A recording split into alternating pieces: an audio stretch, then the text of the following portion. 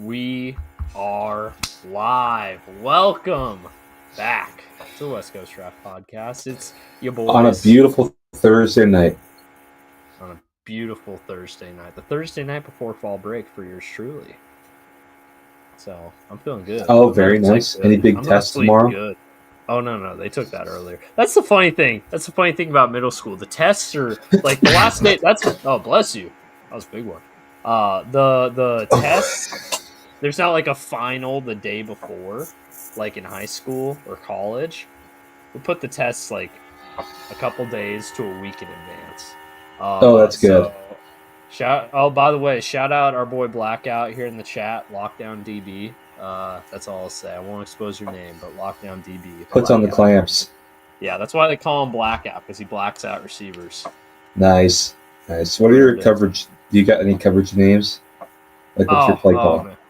I hate tests, but I got one tomorrow. I don't dope. Well, so it's funny. I like to, and who's watching this? Let's figure it out. I don't have like crazy coverages as far as like I literally just yell cover 2 or cover 3. I just am like, hey, you know what? You can know what we're running. But then for my blitzes, I like to come up with funny names. I think you told me about those ones. Yeah, that just matched the name of who's rushing. So it's funny today, and we won today. Big game, big win today. We got I won't call any names, but we got one player whose name starts with BR, who's our primary blitzer, just because he's a monster at it. So I call out 2 Bronco, cover 2. That player's the one who's blitzing. But then to throw the offense off, because if they hear 2 Bronco too often, they'll know what's happening. I go 2 brick, check brick. It's the exact same play, but we just throw them off a little bit. Yeah, we got we have our blue, our green, our black, banjo, mix, flick.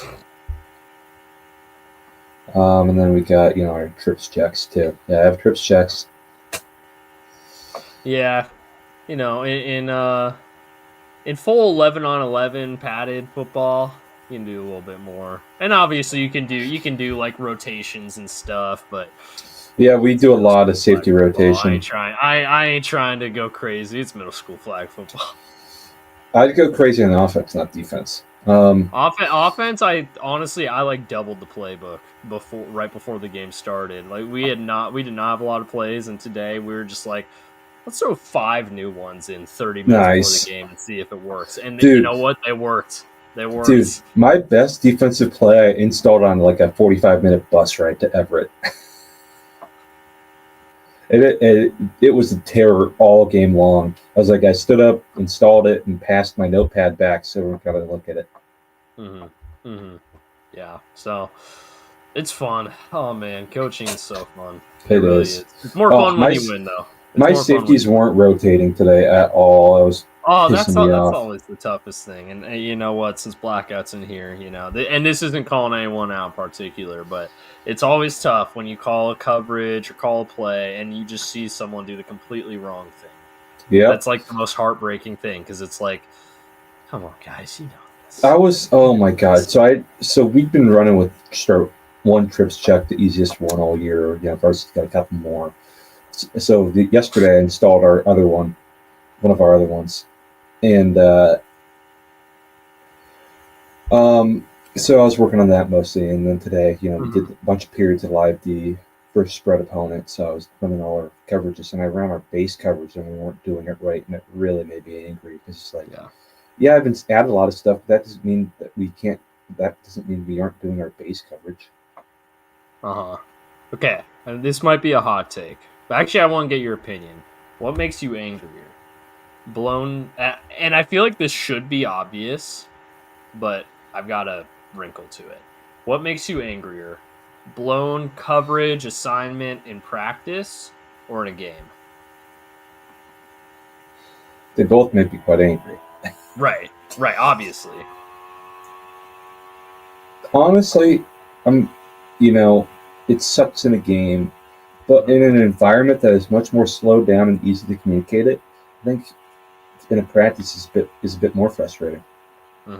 I was gonna say, I feel like most people are gonna say game, and I understand why. Obviously, there's more stakes, but I feel like in practice, when it's like, guys, we've run this same exact play 6 times because I want to see this executed properly, and we're still screwing up.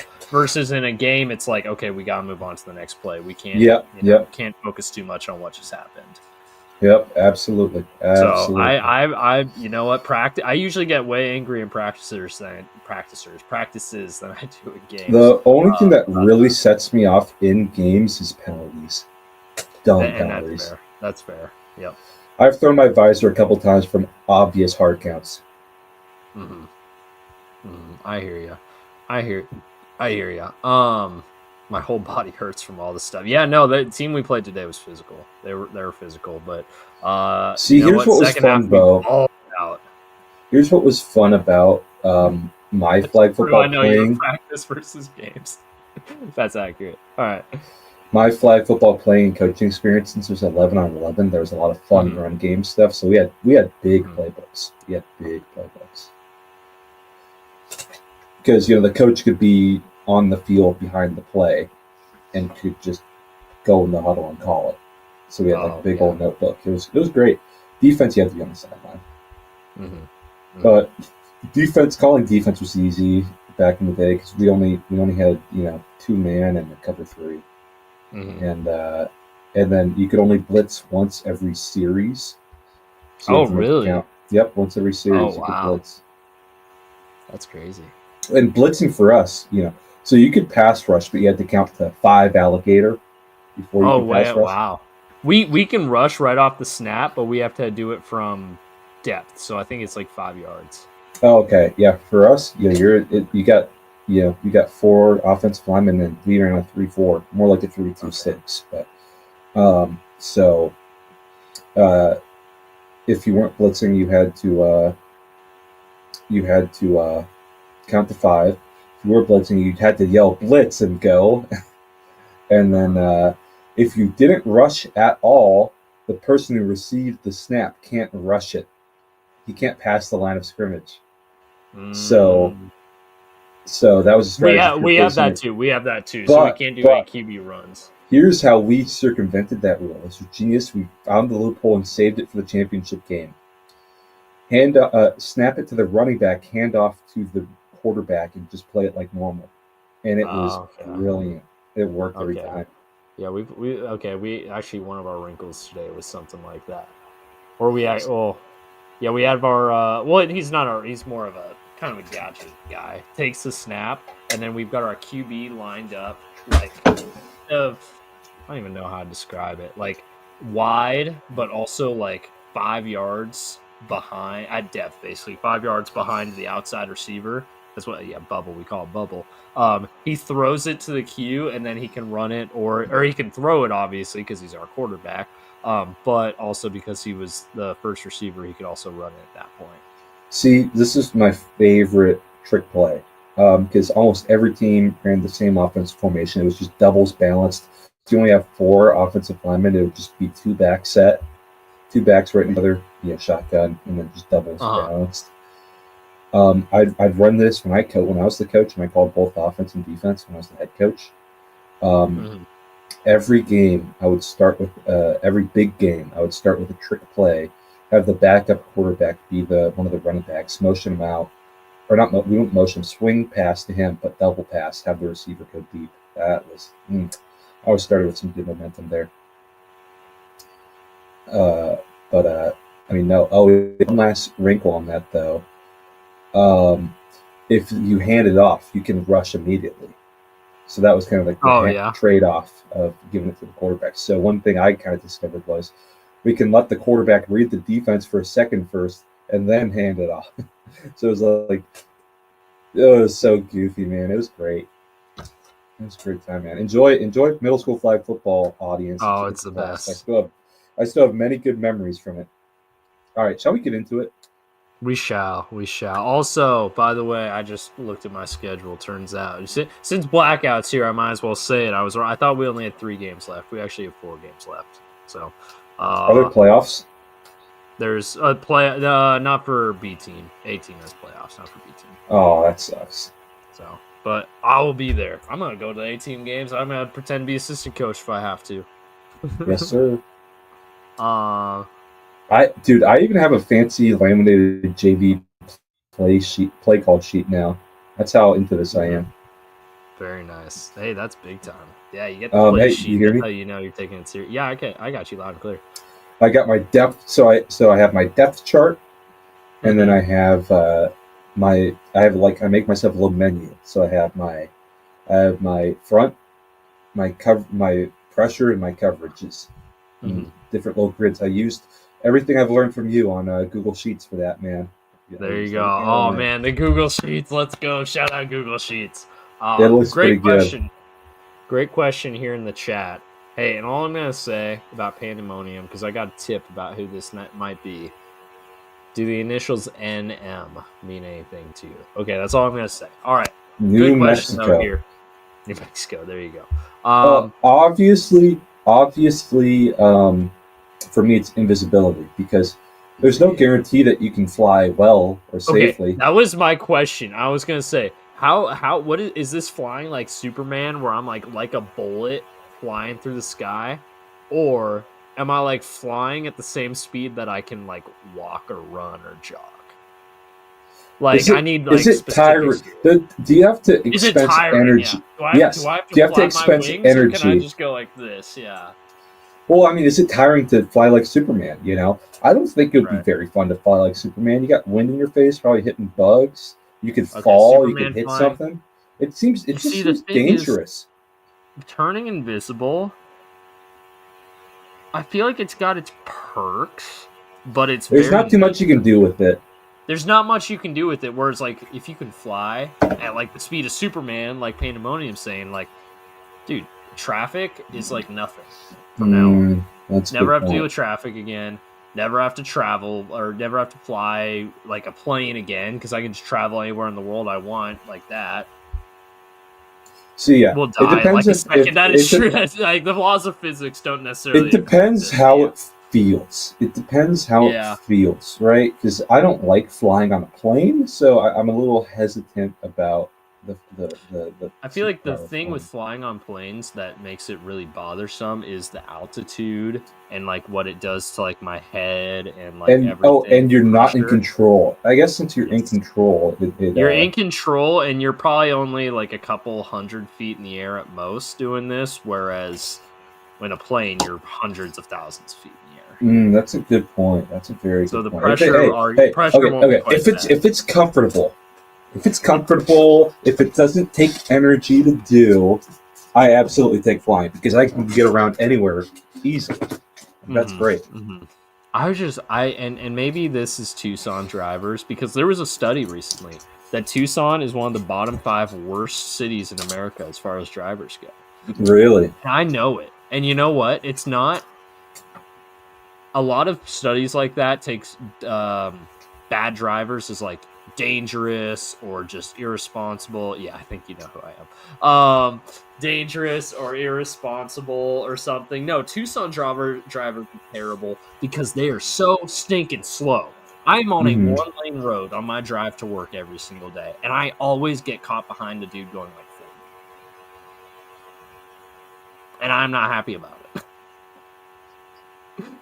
And there's no there's one passing zone, but every single time I get to it, there's like 5 cars coming from the other direction, and it's like 200 yards long. Swim with sharks? I have swam with sharks, and it was actually a very pleasant experience. Now, they weren't great whites. They were nurse sharks. So, great whites, I'd probably be like, oh, maybe not. Rams versus Niners. Oh, we'll get to Rams versus Niners games thoughts. Don't worry. We got our itinerary for that. I'd do flying for the long jump and make a career on that by getting a world record jump and just that's actually a great point. That's a fantastic point. Although if you could turn invisible, you can make a career off being the world's best Secret Service operative, agent, whatever you want to do. So you can make a career off of any of this stuff. So, alrighty. Should we get into game recaps? Mm-hmm. All right. Go to London. Yeah, best hitman, exactly. Well, we're going. I was gonna say we're going to London Town. We're not going to London Town. That's this week. We're into Ireland. So the Vikings take on the Steelers. The Vikings were not able to take over Ireland like they did in history. I know. No, the Rooney's got him. The Rooney's got him. Rooney Magic Man. Oh, there's the shittiest first place first place team. Oh yeah, there you go. We found him. We found it. And you know what? With the Ravens and Bengals injuries, the Steelers are gonna walk into being the AFC North champs just at 10-7. Actually, I saw a really funny meme. Actually, it was the Toy Story 4 Forky. Only Forky was the Browns logo, and he was like hugging the Bengals and the Ravens logos, and he's like, "You're just like me, trash." And I'm like, "Dang! Hey, at least they threw the Ravens in there, so I'm not mad about it." That's pretty good. If the Bengals are gonna suck, the Ravens better suck too.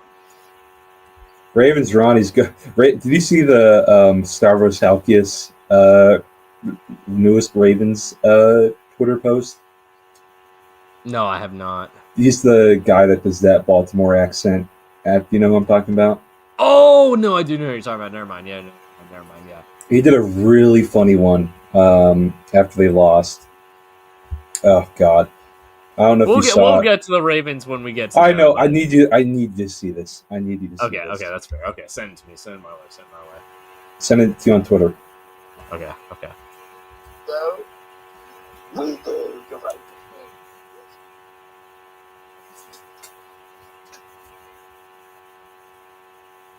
This is our official. There we go. Dang it. Twitter's updating my messaging experience. Get out of here. I just want to see my... Here you go. Stavros.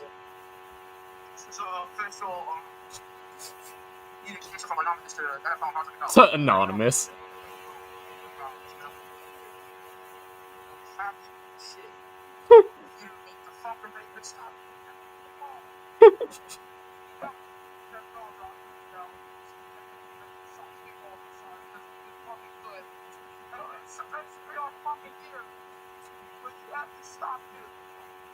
Oh man. You know what? Ravens fans who thought this was their year, I would like to introduce you to 2023 Beau and his beliefs regarding the Bengals. So I have no sympathy. Also, you guys cheered when Joe Burrow tore the ligament in his thumb. So again, no sympathy for what you're going through right now. Some not nice words. Hey, I do not approve of anything that was said in this video, but it was really funny. I'm not gonna lie. It was funny. But yeah, this is an official message from Anonymous.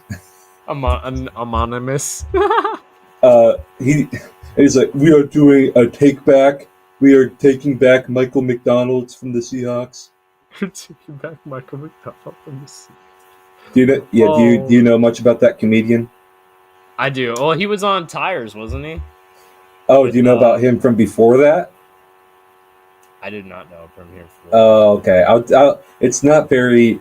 The name of the podcast he was on is not very PG, so I'll tell you about it after. Okay, tell me later.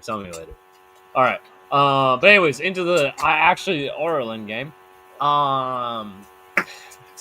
Minnesota just kind of sucks. I don't know, and this makes the Bengals losing to them by 38 points look even worse in hindsight, which is just hilarious. I don't know. I think it's hilarious.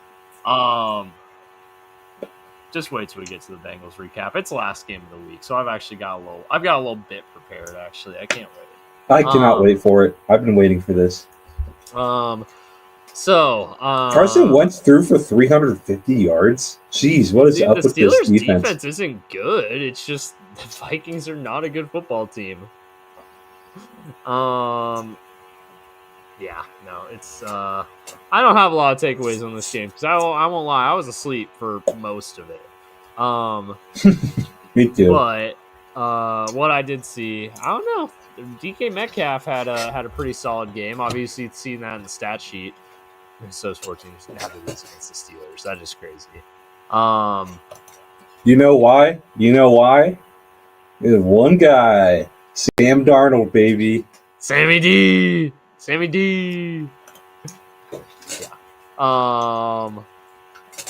That was a good use of banners right there, by the way. I saw that. Banner Pro. I always forget the banners, so feel free to take up the slack at any point. Yeah, I don't know. I don't have a lot to take. I don't think either of these teams are that good, but I think the Steelers are going to at least back themselves into a playoff spot. So, or at least a winning season. Or at least a winning season. Or at least the AFC North title. Goodness gracious. Next up, Washington, Atlanta. Hey, Mike Penix. Breakout game. Finally. That's why this was his breakout game. Like, I just can't believe that there's so many clips of Mike throwing absolutely amazing balls and the Falcons receivers dropping them. Like, these videos Which is crazy of, like... because it's not like they're not talented. Like, Drake London's good. Darnell Mooney's good. Kyle Pitts should be good, theoretically. He did have a nice game, actually, against Washington, though, but did Pitts. Only took 4 years. It's crazy Kyle Pitts has been in the league for... This is Kyle Pitts' 5th year in the league. But the breakout is coming this year. Honestly, he just needs to be... He needs to be the 2026 reclamation tight end for Joe Burrow, because he always has one.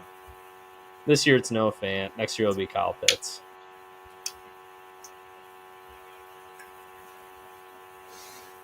Although he's not that much different from Gesicki now, think about it. So Fant can actually kind of block. Yeah, kind of. Yeah. I feel like Kyle Pitts is very much an if man. Oh, yeah, he's the if tight end. Yeah. Although people have stopped making excuses for him. It used to be, he doesn't have a quarterback. Now it's not that. Now it's like, he just kind of sucks. Yeah, people have really stopped making excuses for him, but he's now become but this is going to be his breakout year, man. 5 years into his career. And you know what? He might have had one of the best games of his career on Sunday. So it's all coming together. Don't pick up. What I'm trying to say is don't pick up Kyle Pitts in fantasy because just because he has one good game, you will be disappointed. Does not make. You will be disappointed. Hey, Beau, you got any stories about Emeka Egbuka? Oh, man. I actually don't have a lot of good Emeka Egbuka stories. We never thought we thought we were going to get him, but in 2019, I think we thought we had a pretty good shot with him. He came to one of our camps and balled out. Of course he did. But no, unfortunately I don't. I do, however, have a fantastic little projection going right now that I believe I'll share it here. I believe Mr. Emeka Egbuka, he's my AP Offense Rookie of the Year prediction. It's looking like a pretty good call right now. Yeah. Hey, look at our MVPs. They're both hurt. Oh God. And my Offensive Player of the Year's hurt. And my Offensive Player of the Year's hurt too. Oh yeah, we're all hurt. Oh yay. Great. My Mac McDonald Coach of the Year pick's looking pretty good. Yeah, it is looking pretty good. I won't get into the rest of these. I think we get Egbuka if Peterson stayed. Yeah, I think so. I think we got a lot of people we didn't get. Peterson we probably get JTT. Yep, he didn't actually do that good. Anyways, so. No. I think the thing about JTT is he was very technically sound, but never a physical freak. Yeah. Yeah, I don't even know how he's doing in Indy. Their defense is doing good, so I don't know. He probably isn't even getting reps though because he's behind Latu and Kwity Paye and all those guys. Let's see. Next up, New Orleans, Buffalo. New Orleans. You know what? New Orleans hung in this one. Mm-hmm. I don't think anybody ever thought they were gonna win, but that's a well-coached team that plays hard, man. Buffalo also probably just was kind of. They did not look very well coached against the Seahawks. I'm sorry. No, that's fair. Hey, way to rebound, man. Way to rebound.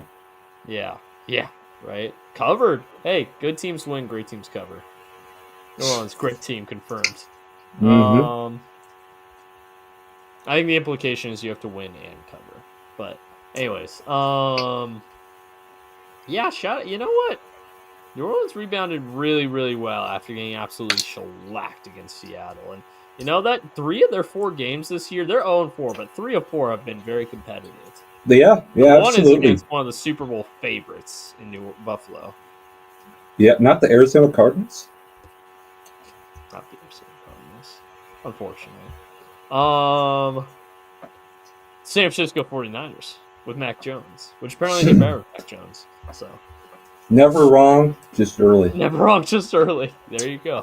You can finally say you were right about Mac Jones being better than Trey. Oh, well, actually, What I said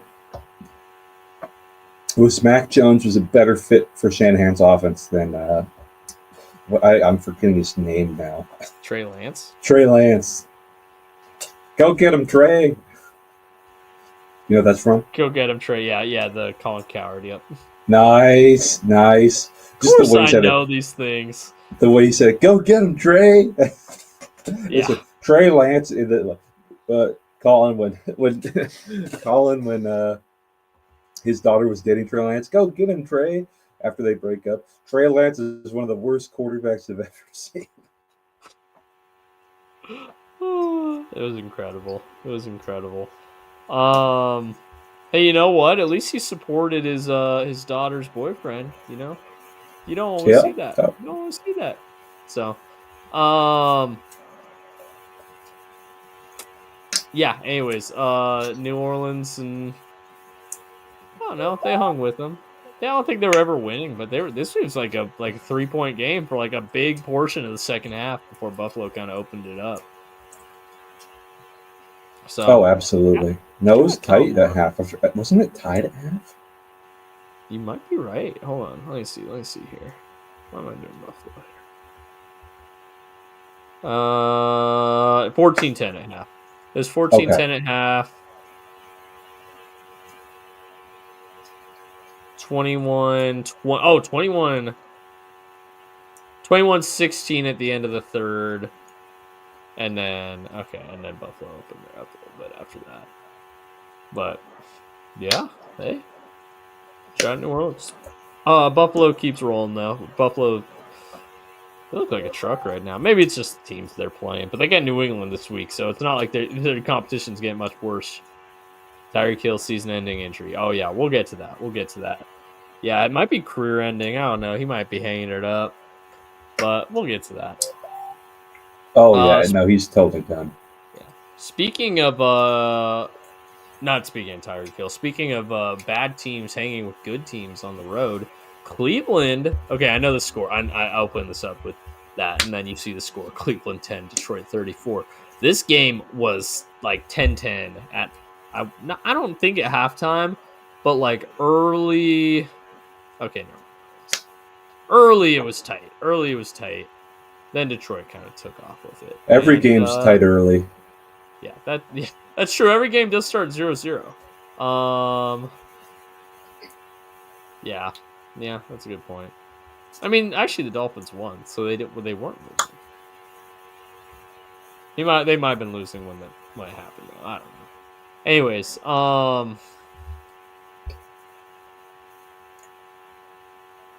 yeah, Joe Flacco got benched. Dylan Gabriel starter. We talked about that a little bit last night with the perfect timing. It's the second time that Gabriel's apparently taking a shot at Shedeur in a press conference, which, if intentional, is kind of hilarious. When he got the injury, they were losing. Okay. Good to know. I wouldn't know because I was coaching that week. I was coaching that day. Nick, how do you know? You were at the game. I just exposed you. Sorry. Exposed. Blackout. How do you know? You were at the game. Actually, I'm pretty sure you've said your name in this chat comment section, so I don't feel bad about it. He's said his name before in here. For Lamps against the Niners. Yeah, there you go. Anyways, Carolina. Ooh, man, Carolina. We both picked Carolina. They did not cover or even come particularly close. They got destroyed by the Patriots. Drake May didn't even have to do much because Carolina kept turning the ball over, which is not dissimilar than New England. How that New England lost to Pittsburgh. New England could be 3-1 right now. They're 2-2, not a very convincing 2-2. Mm-hmm. They got to clean that up, man. Yeah. But hey, they took care of business against Carolina. Carolina's. I saw a tweet that was like, it's crazy that Carolina had a shutout. It was like least points allowed, like a graphic. It's like, how is it that Carolina had a shutout 1 week ago and they're not in the top 5 for least points allowed? I know. It's like, when you get a shutout, you should be in this. I have no clue what to make of the Panthers. They're bad, but they're 1-3. What I take from them. But they beat the Falcons. But it's a home division games. You always got a little boost in. Yeah, it feels like they have the Falcons number too. They do. I don't have a segue. I always like to have a segue, and I just cannot think of one for this one. So, anyways, you should throw a dart at the board for a segue. Oh, there we go, Jackson Dart. Oh, bang, bang, bang, bang, bang. Jackson Dart took it to Jesse Minter. That was incredible. Honestly, insane. I caught this game too. Like, why are we starting Jackson Dart this week against the Chargers?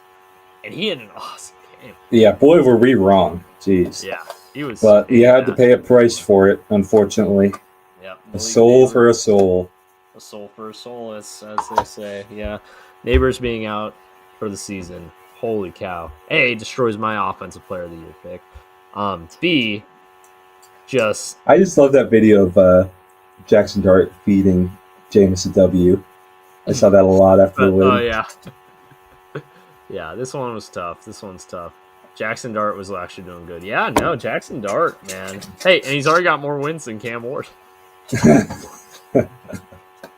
I'm sorry. I don't want to take a shot at Cam Ward because he's been fine. We straight ass. But Malik Neighbors on his team. Dang, man. Yeah. Pour one out for Malik Neighbors. That one's tough.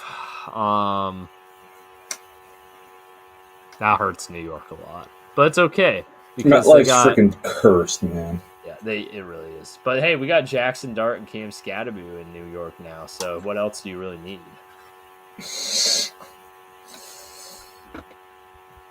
Dude, actually, the D-line to do something. Yeah, that's true. Hey, Sexy Dexy almost had a pick six. That is true. Hey, I'll say this: the D-line woke up this game. It did. Yeah, they did. Finally. 1-3 versus 0-4. Me too. I think this week. No, actually, hold on. No, I think my opponent's got 2 wins. Let's see. Yeah. Oh no, my opponent's 3-1. Gosh dang, man. Why did McCaffrey and Eddie Pinheiro both have to have big games? Come on, man. Hey, at least the Rams' defense got -2 points. That helps me out a little bit. Hey, you know what? I picked up the Lions' defense against the Bengals. You're cooking. Yeah. We get money this week. Oh man, my project. You know what? You know the reason that I'm like, okay, I'm confident that I'll be fine this week is because my current projection with the Lions defense is 7.79 points. Oh, you got they it. They ain't getting 7.79. They getting like 20. I know it. Anyways, where was I? Oh yeah, here we go. Yeah. I mean, Herbo turned into If Man again, but 3-0 Chargers. I was telling people, hey, you know what? AFC West. This is, Ravens are probably gonna beat the Chiefs. Chargers are gonna go to 4-0 because they play the Giants. This is setting up for success. And not only do you go into New York and lose Joe Alt to a high ankle sprain, which at least he's not out for like super long time, so they'll be fine. But not only do you do that, but then the Chiefs do what they did to the Ravens, and all of a sudden it's like, nope, okay, we're back to status quo in the West. How sure are you of who I am? I'm like 95% because someone told me today. Oh, got him. Got him. Now they could have been lying to me, but I'm like 95%. I charged winning another league. No, that's fun. You're but yeah, in middle school and in a survivor pool. Hey man, they're ball knowers. I've trained them well. Yeah. Are you like that teacher with that Dolphins fan teacher? Oh yeah, the Dolphins fan teacher. No, I'm the teacher that shows up on Monday morning, and I'm like, you better not mention the Bengals game, or I will kill you. Yeah, like pop quiz every Monday after the Bengals lose. Yeah. Hey, actually, and I won't say the name, but I know there's a 7th grade teacher who's a Bears fan who apparently, if the Bears win, he makes him not have to have math homework on the Monday after. Oh, And that's I'm like, awesome. if I ever assigned homework, that's something I'd do. And also, if the Bengals ever freaking win a game again, that's something I'll do. But ain't gonna happen. Maybe I'll do if the Mariners win the World Series. The Mariners. Oh, there we go. I'll do something. Well, hey, bad news for your students. It's true. Yep. Blackout knows. Anyways, we move on. Philly, Tampa. Hey, you know what? Philly kind of had the reverse of their They did. LA game. They had the big lead and they almost blew it. Yeah, no. They held on, but boy, it was not pretty towards the end there. They almost blew that thing. They finally got that win over the Bucs, though. They did in Tampa too. They've been cursing Tampa, but they did it. Yep, that's right. And I'm sure we'll get into this later, but man, the Bucs are banged up to hell. They really, really are. I'm like, man, because I have Mike Evans and Baker Mayfield as a stack in fantasy, and Mike Evans being out really hurts me. All the red sad, all the green happy. Yeah. Do you see what Todd Bowles said earlier this week? He was like, no. I think we got more people not practicing than practicing. Yeah, that sounds about right. Because, Bucky Irving's hurt now, too. Yeah. No, they are really... I mean, Baker missed some practices this week, but he's a... Yeah. What's my lineup for week 5 of fantasy? So the Falcons and Steelers both being on bye really hurts me. Here we go. Let me say it. So this is a 2 QB league. This is the same league Rob's in, so he knows it. So you got Allen as my QB1, Baker's QB2, which I had Stafford sitting on my bench, and he got 26 on. I'm like, dang, man. Should have started him over Baker, probably. Falcons being on bye hurts me because I got Bijan on the bench now. So I got Ramondre Stevenson and Tony Pollard as my running backs. Then I got Jamar Chase as receiver 1. Jamison Williams as receiver 2 going against the Bengals. That'll be money. Jake Ferguson is my tight end. He's had a couple nice weeks in a row, so I like him there. Debo is my flex. Chase McLaughlin is my kicker after how many points did he have last week against Philly? He had 16 points against Philly, so I like him. He had 20 points against the Jets, so he's kind of on a roll right now. So I just need the Bucs to get into field goal range consistently against Seattle. And then Lions defense against the Bengals is free money. So there you go. There's my lineup for this week. Not bad. Pretty rough with the buys, though. Yeah, the buys hurt me because Boswell hasn't been doing great recently, but he's so consistent. He's not going to miss anything. It's just Steelers haven't been kicking a lot of field goals. And then Bijan being on bye destroys my running back room. I'm 1-3. I'm 1-3 right now. But I'm 1-3 despite being the second highest scoring team in the league. I've just been that unlucky with my opponents going off. Yeah, you've had some tough luck. Yeah. All right, what was our next? Oh, Tennessee, Houston. There's one Houston. clip that was very funny that I saw from this was the Texans O-line totally messing up a wham play and Jeffrey Simmons getting right to... I saw that. Yeah, he got like the fastest sack in NFL history. Well, the thing is, it was going to be a run play. Yeah. Because the guard got in the way of the tackle who was going to wham Simmons. And then you had 4 of the other guys walking one dude for the Titans. Oh, it was funny. It was fun as hell. Oh man, I'm seeing a lot of it's completely unprompted. Marcus Mosher, I don't know if you follow on Twitter. He's a Cowboys fan, but he hosts Locked On Cowboys. So, but unrelated, he's posting about Joe Brady taking the Bengals job after they fire Zach Taylor.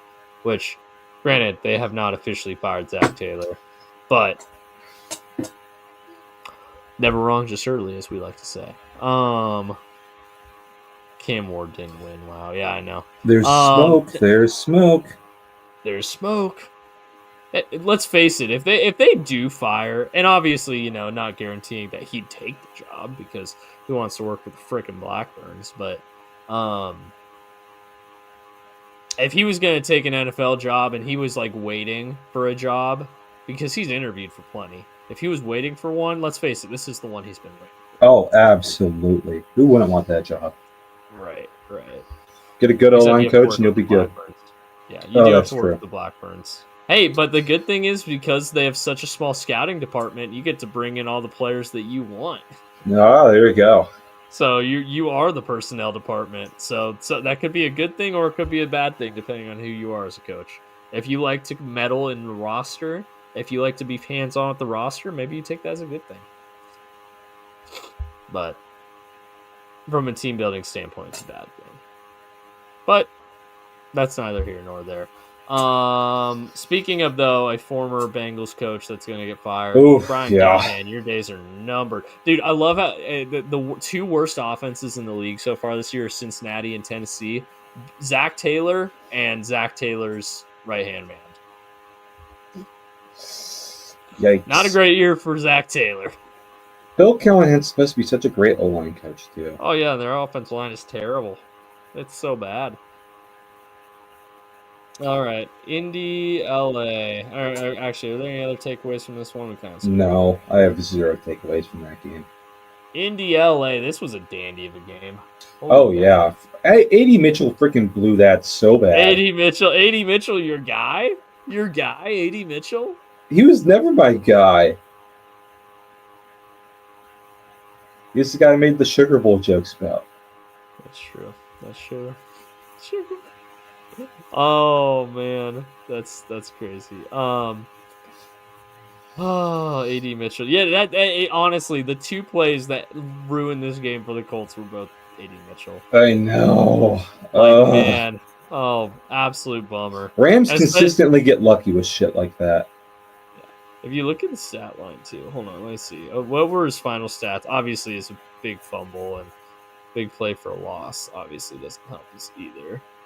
Yeah, 3. Okay, never mind. 3 receptions for 96 yards. Actually, isn't too crazy. I thought it was going to look better, but absolutely wild. It was an insane play too. It was actually a great adjustment of the ball. It was an awesome play. They screwed up the easy part. Cross the end zone, dude. Even I can do that. Just taking a step, reaching your arm out. Yeah. You can drop the ball when you're 3 yards into the end zone. No one will care if you drop the ball when you're 3 yards into the end zone. Dropping it right before you step in is just such a joke. But the Rams got lucky again. Daniel Jones, man, Indiana Jones. He might be pretty good. Yeah, he still looks good, man. Even in LA, he's still looking good. He might just be solid. He might maybe. He could also just be having his 2022 Giants season where he was pretty good. He was pretty good.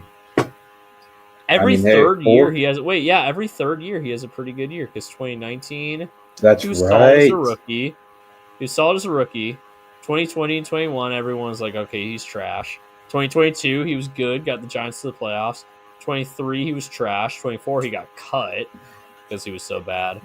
And 25, he's good again. So every third year, bank on Daniel Jones to be pretty good.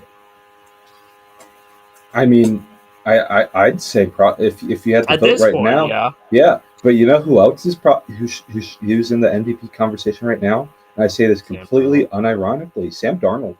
Sam Darnold's playing really good ball. Yeah, I'd say so. Who else would be in the conversation? Mahomes, probably. Josh Allen again. Josh Allen. Geno Smith. Baker Mayfield. Baker Mayfield's MVP right now. Not Geno Smith. I was making a joke.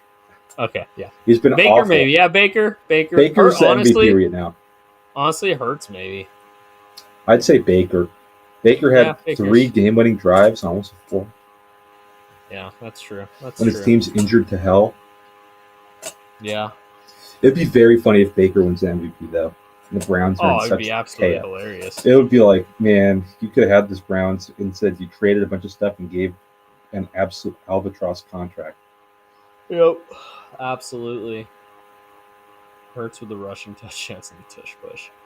I would cry if Jalen Hurts gets an MVP before Joe Burrow because Yeah. Burrow is such a better player. But I also understand the politics behind MVP. Imagine Burrow behind that O-line.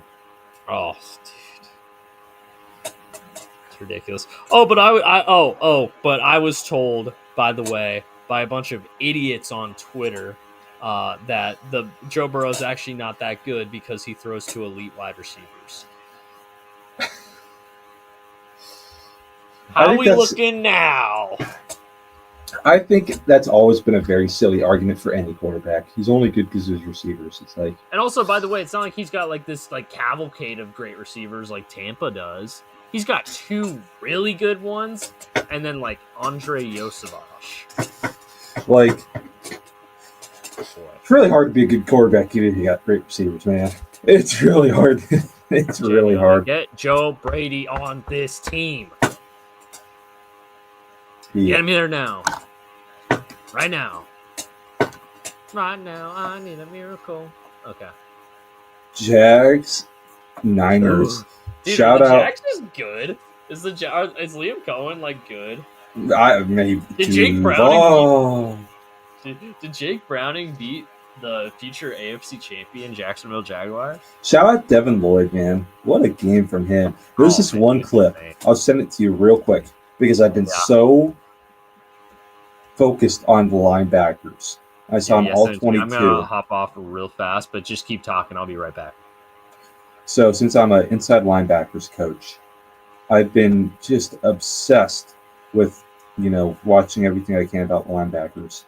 And there's this awesome all 22 clip of Devin Lloyd, doing his normal hook drop, opening up to the field, then flipping his hips super smoothly, climbing and undercutting this weird kind of post dig route from Jawan Jennings that is just absolutely incredible. Like just that feel, the instincts, the vision, getting out there, the quarterback's going to throw it there. It is just an incredible play that I just love to watch. I have this play on freaking repeat. It's just that hook drop, flips the hips, gets depth, eyes to the route, eyes on the quarterback, goes up and gets it. It was just incredible. It's teach tape. You're never going to really get guys to do that in games, but it's just the fundamentals of the linebacker position are just so on focus there. And then it puts it all together in an insane athlete and shows what you can do when you do those things right. Hook drop, flips hip, vision to the route, vision to the quarterback, get the ball. It was incredible. Crazy how the 49ers can beat the Rams beyond the Jaguars. Welcome to the NFL, buddy. Anybody can beat anybody in the NFL. I had so much trouble explaining to at first, especially for the young guys, the JV guys who I call the defense for the inside linebackers, explaining to them what a hook drop is. And my gosh, just incredible from Devin Lloyd. Oh my gosh, I can just watch this clip on repeat. I might have Beau share it, see if we can share it while on screen. But just hook drop, open hips, eye to the quarter, eye on the route, eye on the quarterback, go up and get it.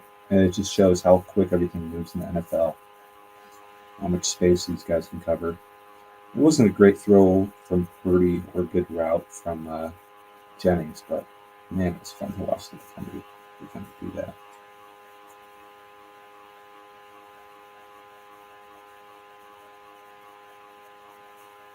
I'm back.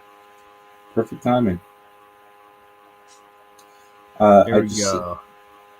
I'm a Seahawks fan. I'm from Seattle. I thought that's been pretty clear, Blackout.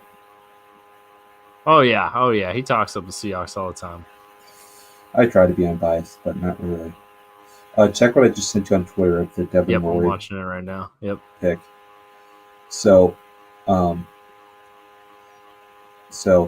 hook drop, flips hips, eye to the route, eye the quarterback, goes up and gets it. Just incredible. I will say the Seahawks, the pick he had against Bengals was Browning throwing it right. Which, I mean, he still has to make the play, right? He's obviously dropping, but it's like, what is Browning looking at there? Yeah. I was just talking about the very first play. It's switching to number 0. That's what's doing it for him. There's just I was so just much talking about more the of first that play is number. the one I wanted you to see. Yeah, I know. Actually, I guess Roquan Smith switched to number 0, and then he got fat and started sucking. So maybe Yeah, no, he ate himself out of All Pro. Yeah. Let's see. Next game here. Oh, Niners side of things, they finally lost a game, but they're fine. We'll talk about that when we get to it. They're fine. They're fine. They're injured to hell. And they keep winning still. I was not a believer until they beat the Rams, and all of a sudden I'm like, all right. I'm still not a believer. You have a logic exam the day before fall break? It's going to fall apart. They're just not going to be able to come back from it. It's still quite early. I'm actually we'll get to this, but I'm quite happy the Niners won because it still will win from the Rams. I don't think the Niners are going to end up mattering much down the stretch. That's fair. Ravens Chiefs. This game was more of a blowout than the score indicates too. Yeah.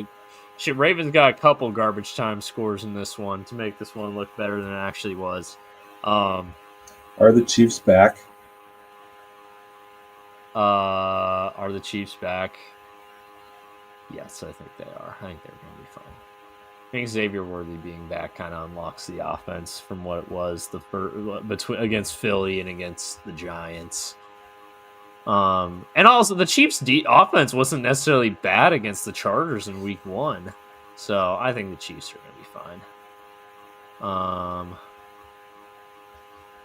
But the Ravens are beat to hell, and that means they suck, and I love that. I love that for them.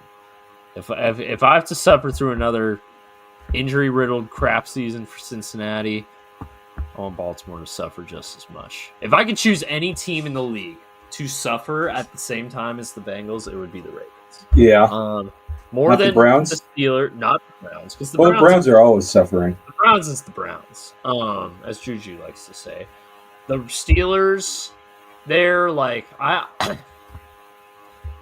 Steelers are just perennially 10-7, losing in the wild card round of the playoffs. 10-7, 9-8, losing in the wild card round. So I'm not tripping about them. The Chiefs, I would love them to suck. However, I also know that given how the Bengals have been the last 3 years, the Chiefs are just on a different level right now. The Ravens, you can make that same argument, but I hate them. I hate them. I hate everything about Baltimore. I hate their fans. I hate their team. I actually don't hate Lamar. I hate pretty much everyone else on that team. I hate John Harbaugh. I hate the city of Baltimore. Everything about the Ravens I've grown to despise over the last 4 I like Kyle Hamilton. Not as the personality, but just how he plays. I love him. I mean, yeah, he's a good player, but I hate the love the media gives them when we all know every year they're going to collapse when it matters. I just truly hate everything about Baltimore, except Lamar because he's a fun player. But I do hate Lamar's stands, so I also kind of hate Lamar for that. Okay. Because if he was worse, they wouldn't exist. That's fair. So I guess I do kind of hate Lamar. Genuinely, ever since the Thursday night game where Joe Burrow got hurt and their fans were chanting on they had Prime broadcast F Joe Burrow while he's sitting in the back getting an MRI scan on his thumb, I have wished nothing but immense pain and suffering. Not literal pain and suffering, but fan pain and suffering, right? Oh, the worst kind. The Ravens. The worst. And They have suffered that because they had a heartbreaking loss at home in the AFC Championship. They had a heartbreaking loss in the divisional round last year, and now they suck. And it couldn't have happened to a worse group of people. So congrats, Baltimore. You earned this. Lamar's a perennial playoff choker. Oh, 100%. 100%. Oh, man. I hate Baltimore. So seeing them suck, it brings me quite a bit of joy, which I have not had a lot of joy with this NFL season, but at least I have that. But yeah, I think the Chiefs are back. Okay, Chicago, Vegas. Very, very funny. Yes. I don't even know what to take away. Geno sucked. Geno lost them that game.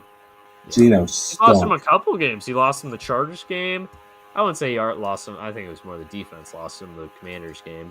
But yeah, he's been really, really bad in Vegas. Other than Week 1 against New England, he's been horrible there.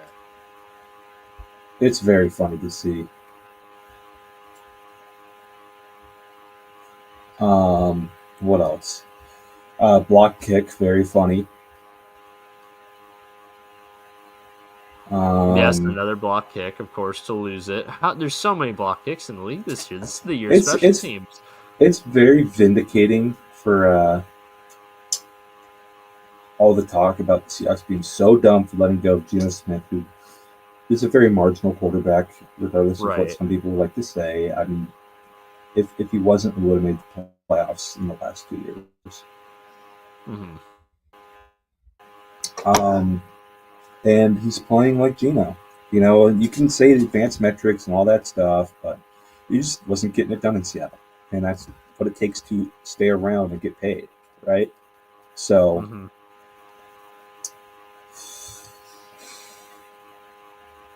It's just very funny to me. Yep.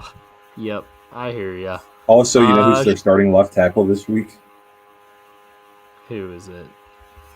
Stone Feet Forsythe. Stone Forsythe's back. Look at that. Colt Miller's out. Very funny. Through patches of violet hacklord sometimes. Through patch, I'll put in my YouTube search history so I remember to look it up later. Through patches of violets.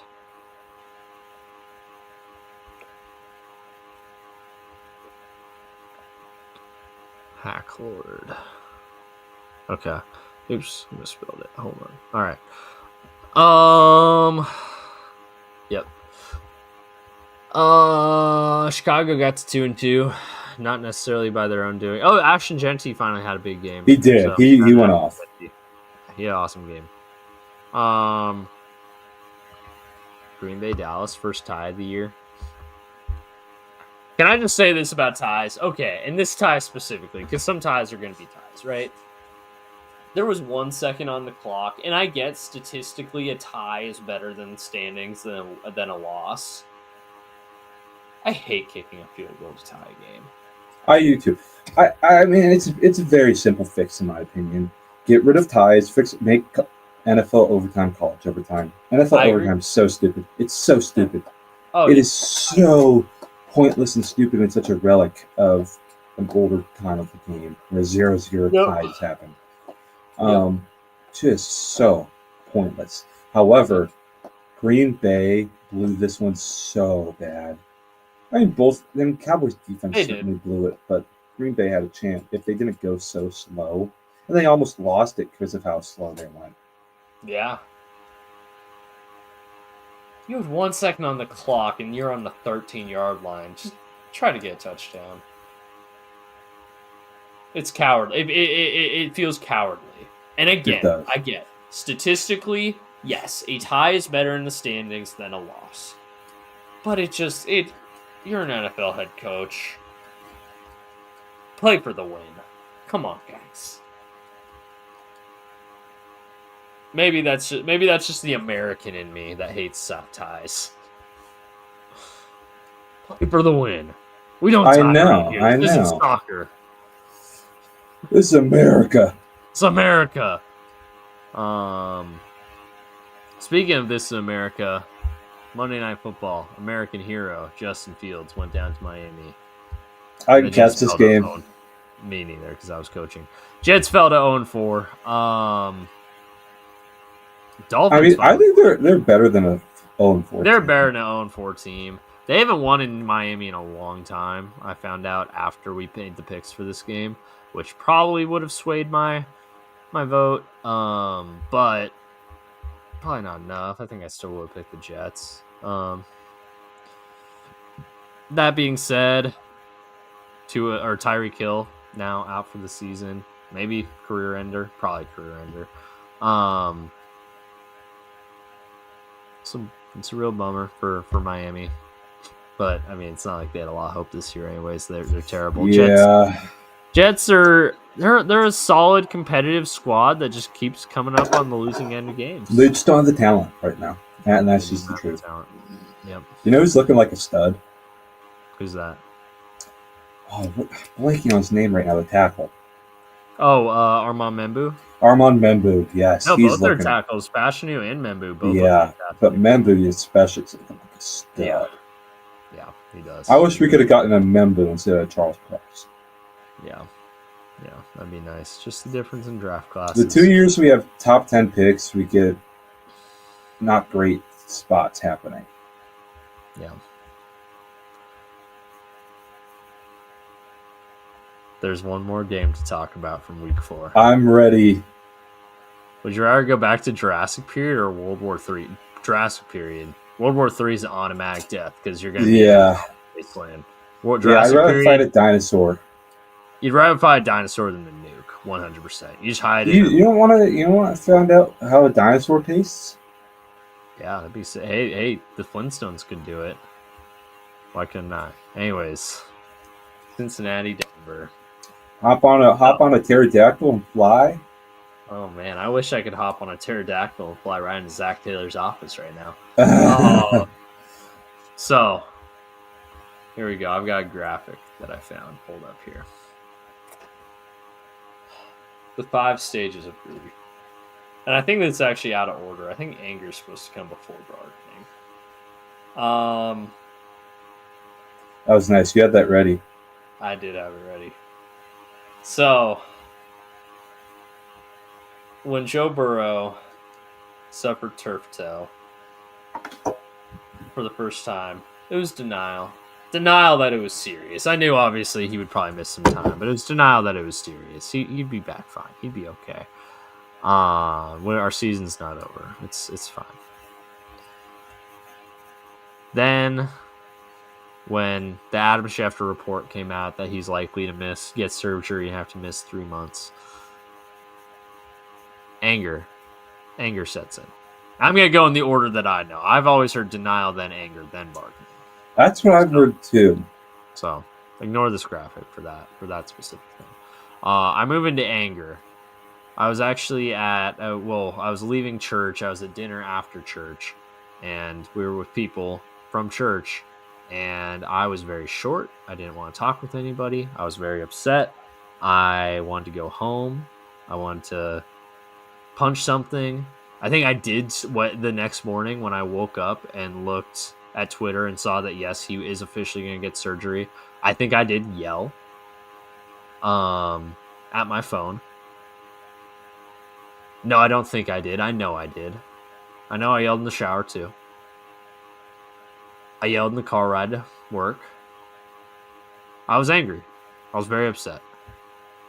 Then I entered bargaining stage. I thought, hey, 3 months isn't the season.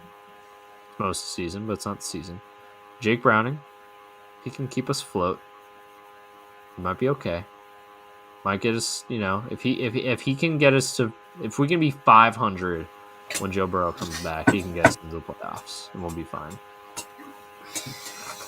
And then the Minnesota game happened. Oh no! Well, the first 30 minutes, the first half of the Minnesota game happened, was depression. Realizing, no, this isn't going to happen.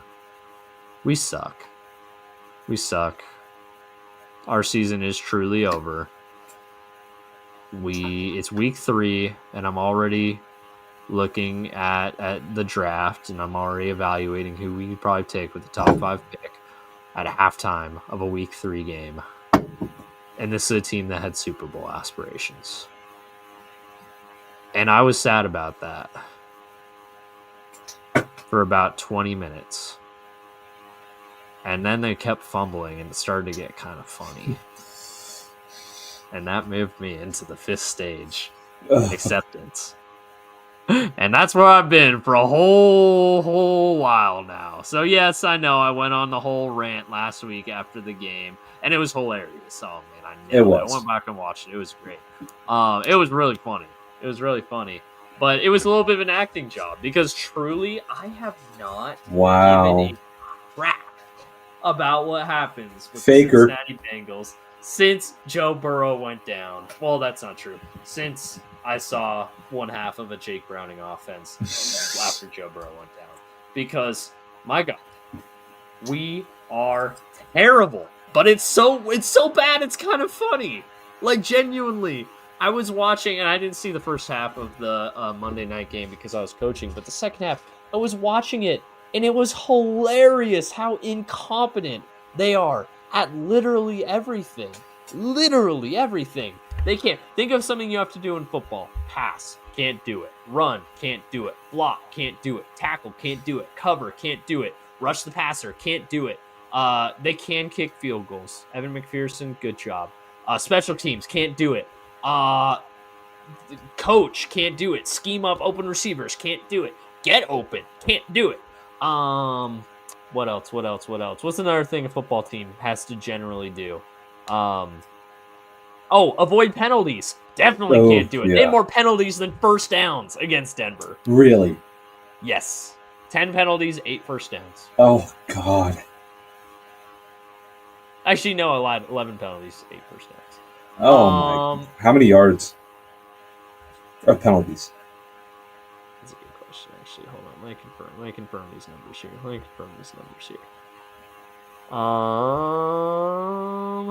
Team stats. Here we go.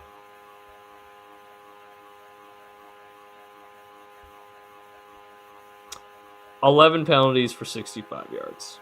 So yardage-wise, actually isn't ridiculous. They actually had less penalty yards than Denver did. Denver had 72 penalty yards. But they had 9 first downs to Denver's 29. So it's a little different. They only ran 43 total plays to Denver's 80. They got outpossessed by over 15 minutes, almost 16 minutes of game time. Go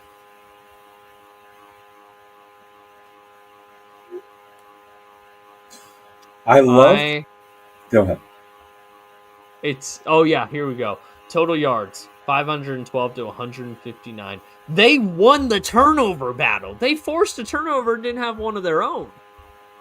And they still suck.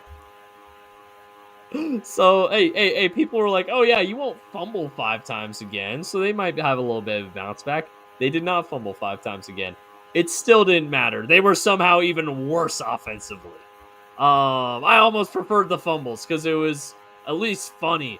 Would you rather lose an arm or lose a leg? I'd rather lose my left. We've said this one before. I'd say arm, but only left arm. If it was right arm, I'd be screwed. If I could choose the arm, I'd say lose the left arm. If I can't choose, then I'd probably chance it with the leg because I don't want to take the 50-50 chance of losing my right arm. But anyways, genuinely one of the single most pathetic displays of football I have ever seen. And I get to watch 13 more games of it because it ain't going to get any better anytime soon. And the one shining light at the tunnel is that this might finally be the year they fire Zach Taylor because they are that utterly hopeless. I would not pick them to win a game the rest of the year. We still have teams like the Jets, the Bears, the Browns, the Cardinals, the Dolphins. I'd pick them all to beat us right now. The only team in the league we might stand a chance against is the Tennessee Titans, and we don't play them. So yes, 2-15, Cincinnati Bengals, very much on the table, and I am here for it because it means I am finally free of Zach the Fraud Taylor.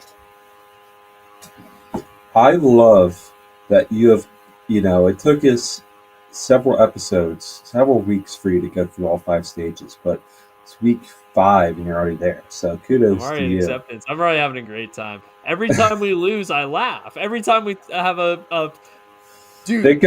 Think of Caleb Downs or Ruben Ruben Bain. Bain. Oh, dude, I gotta tell you, when it was 4th and 4 with 5 minutes left in the game, and we were down 28-3 on our own 45-yard line, and we punted, I busted out laughing. I was like, my God, we are a parody of a football team right now. That's just a classic. Let's end the game. No, and I get that, but it's like, holy crap, this is where we're at. Oh, I know, it's pathetic. No, I'm not saying. No, I'm saying yes. It's totally pathetic. Like you've just given up. Yes. So, but no, it's and then one last thing about that chart. You used a Cleveland health chart. What is going on here? I used a Cleveland health chart because guess what? There's a lot of grief in Cleveland. There's a lot of grief in Cleveland. But guess what? There's also a lot of grief in Southwest Ohio right now. Oh, man. I love the Bengals. They do not love me back. And until they do, I will be rooting for their misery. Not their misery. I'm not going to root for their misery. I'm not going to root for Joe Burrow's misery or Jamar Chase's misery. Chase Brown, Mike Gesicki, Trey Hendrickson. I am rooting for Trey Hendrickson being on another team in a couple months after the trade deadline so that the Bengals can tear it down and have a little bit of a reset, get some draft picks for him. But I'm just done. I'm truly, truly done with this football team until Zach Taylor is no longer the head coach. I have no faith. In fact, I have negative faith. I have faith they will screw it up. I have faith they will fail. And I love that for myself because it means I don't have to subjugate myself to the misery. The 2024 Cincinnati Bengals were miserable to watch because they were good and they kept getting it their own way. The 2025 Bengals are an absolute treat to watch because they are so hilariously bad that the light at the end of the tunnel is finally here. And I can finally see it. And in January, when they end up bringing Zach Taylor back, I will punch a hole in the wall and I will be back in March convincing myself it's going to be okay. And we'll be right back to the 5 stages of grief. Ready to do it all over again. All right. That's my bit for the Bengals this week. You know what? If I have a bit for the Bengals every single week, that'd be a fun way to spend the season. That would be. That'd be a fun way to spend the season. Not even having an actual game recap or anything. Just a new level of insanity taking over. There's probably gonna be a point where I got my pants on my head coming up, and that's like a week 11 thing probably at this rate. But it'll be funny. All right, here we go. On to week 5. Any closing thoughts on week 4? Oh, congrats to Denver on the win, by the way. Anyway, any closing thoughts on week 4? Entertaining week. Mm-hmm. I agree. A lot of good games on Sunday. All right, tonight's game, San Francisco, LA. I was very much rooting for the tie, and when it went into overtime, I'm like, "Oh my god, it's gonna happen!" I was like, "Oh my gosh, it's gonna happen!" Cynically, I wanted the Rams to kick to keep the game going, but right. I do think it was the right call to run a play. However, for me, when it's you got to have it down play. I always favor a pass play, not a run play, not a gadget play. That's one thing I hate. People are doing gadget plays on 2-point conversions. I hate that so much. I know you're restricted in space, but you run a normal play. I don't care. Because I like having more than one option, right? It's not just me being an idiot. It's just give me the most options that gives me more chances of success, personally. That's the way I feel. Even if it's 4th and 1, I still just prefer a pass play. Have a zone beater on one side, have a man beater on the other. I think that works pretty good. But yeah, that was just not a good call. And then Kyron Williams fumbling on the 1. Holy shit! What a hell of a punch out from Alfred Collins. That was incredible. Oh yeah, One of the best punch Alfred outs I've ever Collins seen. redemption moment after his preseason. For real. But shout out to the Niners, man. Playing so down, so short-handed, so hurt on a Thursday down the road and winning. Shout out to you guys. I mean, not a far trip though. Luckily for them. But shout out to the Niners, man. Shanahan still has McVay's number. Yep. What is milk best with? Oreos? No question. That's a good one. Yeah. Milk and cookies of any kind. I love chocolate Milk chip and cookies is good. Yeah. See, my cookies can soak up milk a little bit more than Oreo. Quicker, maybe more quicker. I love when it's saturated with milk and you can kind of suck it out, That's fair. But Oreos and milk is classic. PB&J milk, also very good. Mm-hmm. PB&J, yeah, I'd see that. Classic childhood right there. Classic, yep. We were a big milk family until probably got into high school. It was always milk for dinner. What kind of milk did you grow up drinking? 1%, 2%, skim, whole? Primarily 2%. We were 2%ers. As well. I think 2% is just the most versatile because whole milk's just too heavy. Low fat. I will say nowadays, I'm not opposed to no fat milk just because I think it soaks up the flavor of whatever it's in. Like if I was just gonna drink a cup of it, I'd go with 2%. If I was like eating with cereal, my hot take, and this was a cereal time hot take. I know. I was about to say it. Low fat milk, or no fat milk, I should say zero fat milk, does a great job of soaking up the flavor because it's basically water. Well, do you remember what friend of the pod put me on to? I never had whole milk growing up. Never, ever. Mm-hmm. First time I ever had whole milk was at the frat house. Friend of the pod, Cam Masters. One time whole milk. Toast, He loved whole milk with cereal. Milk with pizza is pretty good. Milk with pizza is like a childhood classic. But yes, friend of the pod, Cam Masters, loves whole milk with cereal, and I think that's one of the first times I ever had. One of the few times at that age that I had whole milk was cereal time. And man, whole milk is yummy. Yeah. Until it goes bad. That's the thing. Whole milk, and obviously no milk's gonna be good when it goes bad. But whole milk goes bad like a day before, like the day on the card or on the carton. Whereas like low fat milk, you can be drinking that low fat or no fat milk. You can drink that like a week after the day, and it's fine. Yeah. So that's the good thing about it. It doesn't curd. I think that, and when I was a kid, I always ate cereal before I went to school. Until one day, I poured expired milk into my cereal bowl, and it was like the consistency of yogurt. I was off milk for a while after that one. That ruined milk for me. Yeah, that's pretty gross. It ruined milk for me. And I got back on it eventually, but I think it was like a solid year I refused to eat milk and cereal, which is crazy because milk and cereal is fantastic. All right, are we getting into picks now? Let's do it. We're going to go rapid fire today. We're doing rapid fire. Yeah, we're not going to do the previews. As much as we love the previews, they'll be back. But next week. They'll be back next week. I got an early morning.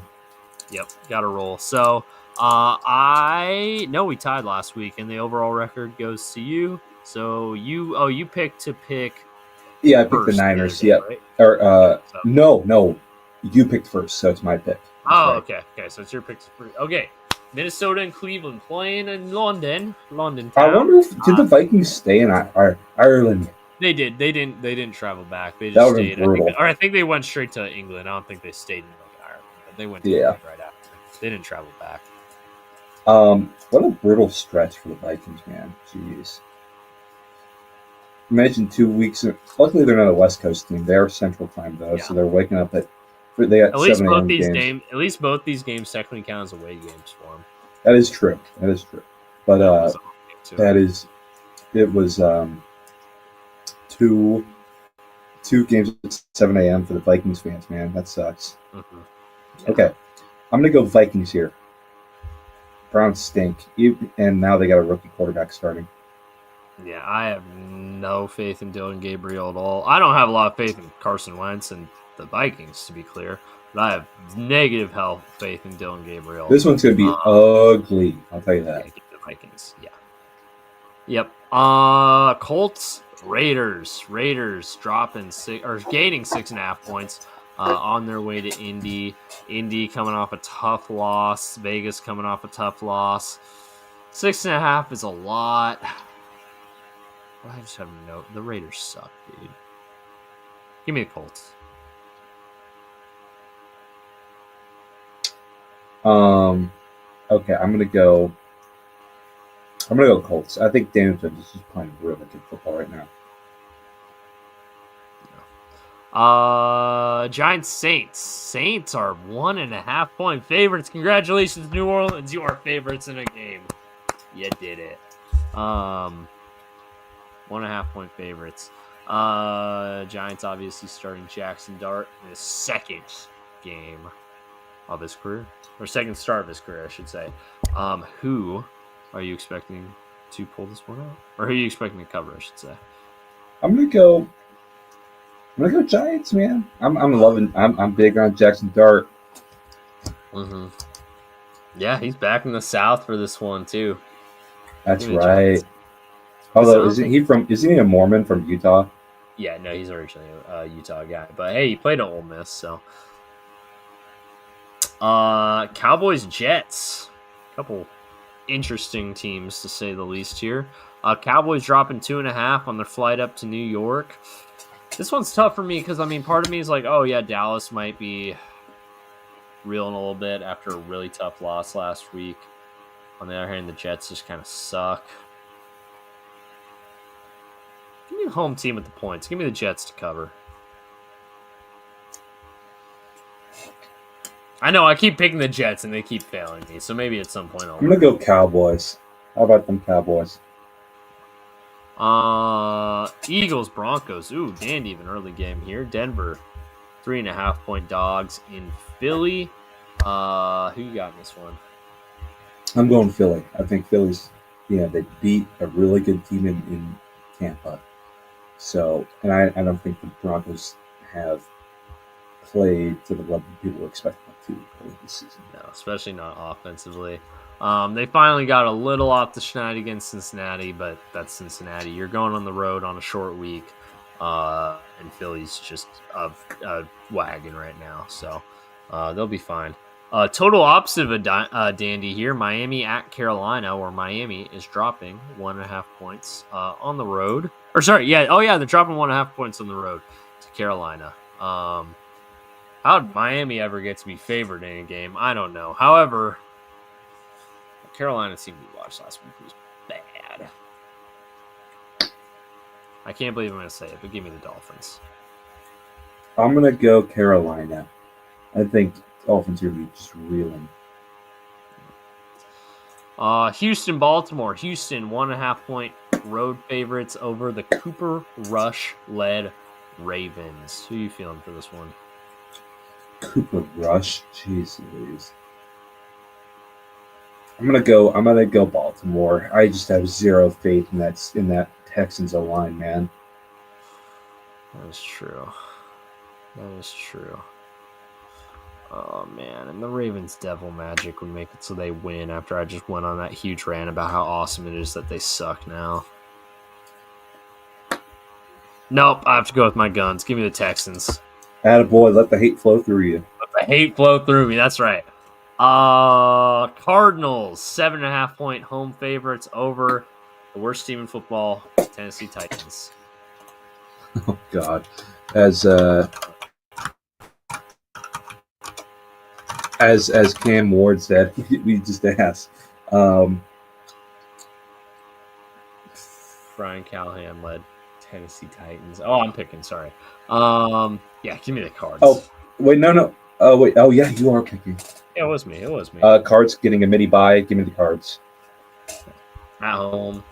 That's nice when we get a mini bye and it wasn't even like a road game, which I guess the home team for Thursday night will always experience that. Actually, no, it's not entirely true. You'll sometimes get the home game into an away game, but you get the home game on a Thursday. You get to spend the whole mini bye, and then you get a home game after that. So you don't have to even think about leaving town. So that's pretty nice. Anyways, here we go. You get to lead off with your boys, Seahawks, Tampa. Seahawks 3.5 points.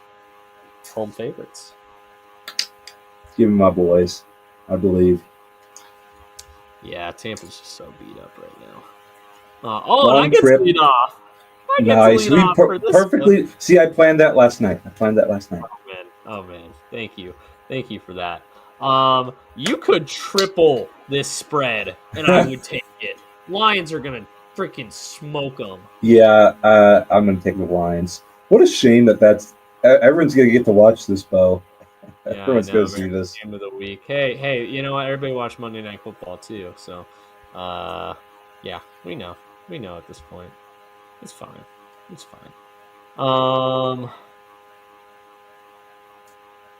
Is this still America's Game of the Week, or have they changed it? I don't think it doesn't matter. It sucks. Either way, it sucks. Washington, LA Chargers, maybe that. Oh, they might have made Washington, LA America's Game of the Week, because it looks like that's covering a wider area. But not that really matters. Oh yeah, never mind. Oh, official actually. This is America's Game of the Week. They changed it. Good on Fox. Oh, they got flexed. Oh. It's still at the same time, but the Brady Burkhardt crew got moved to Washington, LA, instead of Detroit, Cincinnati's getting Kevin Kugler and Daryl Johnston. Kugler, community Kugler. Yeah. I can't say it on here, but there's some funny Kugler lines. Oh, there's some great Kugler lines. I've been switching the banners. There we go. All these that we talked about. Washington, LA. LA Chargers, 2.5-point home favorites over the Jaden Daniels is back, but Terry McLaurin isn't. Washington Commanders. Give me the commies. Give me the Chargers to get their groove back a little bit. Pats going to Buffalo. Buffalo wearing their rivalries unis. Their cold front jerseys is what they're calling them. That's right. Look pretty nice. The whiteout's a little overdone, but the Buffalo did a good job there. I like the ice effects, I think, is what kind of sells me. Pats 7.5-point dogs. It's a division game, which makes me think it'll be tighter. But also the Bills have a tendency to just run teams at home in their stadium. So, how's New England done against teams that are better than them this year? I genuinely don't know who they've played. I know they played Carolina last week and dominated, but that was different. They held tight with Pittsburgh, but that was at home, and I don't think Pittsburgh's that good. They barely beat Miami. They barely lost to Vegas. They've played a lot of home games so far already. Jeez. Give me the Bills.